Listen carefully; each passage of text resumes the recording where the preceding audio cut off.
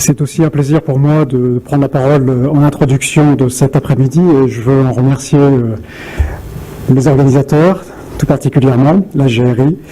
Je voudrais simplement montrer comment en France, les initiatives comme celle de la GRI participent et aiguillonnent les décisions des autorités publiques pour avancer en matière de reporting extra-financier. Je vois cela donc de manière complémentaire et en termes d'incitation pour que les efforts que font les entreprises et les autres acteurs participent effectivement à cet engagement dans un reporting qui ait davantage de sens, à la fois en interne aux organisations, mais aussi pour la société dans son ensemble. Alors, je vais mentionner 4 points rapidement sur les initiatives qui sont particulièrement portées en France par les autorités publiques.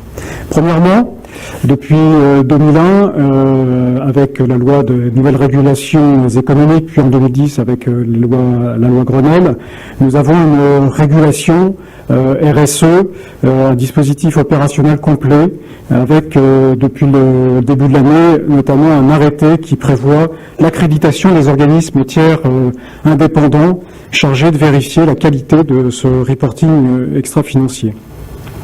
Et puis depuis juin, comme vous le savez, une plateforme RSE a été mise en place par le Premier ministre suite à un engagement de la conférence environnementale en 2012.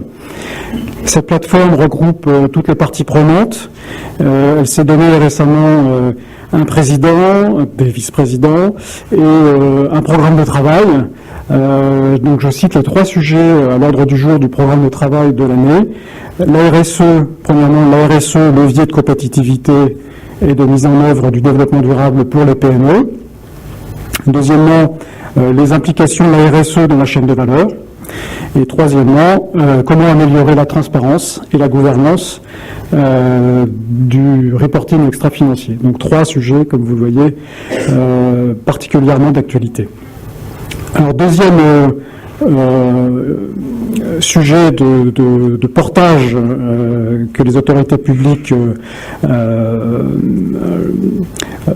sur lequel les autorités publiques essayent d'avancer en France, il s'agit en fait d'un portage plus international, puisque la France, aux côtés du Danemark, de l'Afrique du Sud et du Brésil, ont mis en place le groupe des amis de l'article 47 de la déclaration de Rio + 20.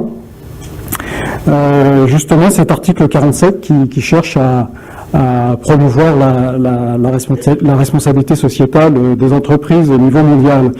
Alors, nous nous appuyons sur la GRI pour ça, puisque la GRI fait partie du secrétariat de ce groupe des amis de l'article 47 avec le PNUE. Donc là encore, tout un programme de travail pour l'année qui vient.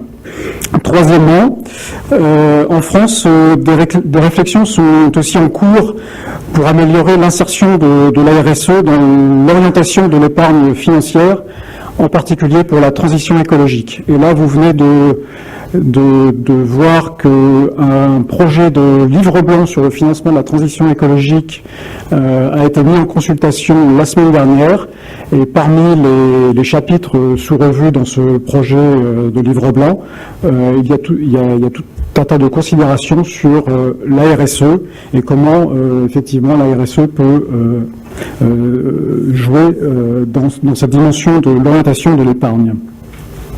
Et quatrièmement, enfin, je dois aussi mentionner que les administrations publiques vont continuer de se mobiliser pour qu'en interne, ce type de reporting extra-financier soit davantage mis en œuvre. C'est en particulier le dispositif État exemplaire qui est maintenant en cours de renouvellement. Et également le plan national d'action sur l'achat public durable, qui est également en cours de réécriture actuellement. Donc en conclusion, je veux souligner que tous ces dispositifs évoluent à la faveur d'une prise de conscience de plus en plus large de l'intérêt du reporting intégré, que la GRI est un aiguillon très important pour tous les acteurs, pour toujours aller plus loin dans l'authenticité des engagements que prennent les différents acteurs, et je ne doute pas que les échanges d'aujourd'hui vont y contribuer. Merci.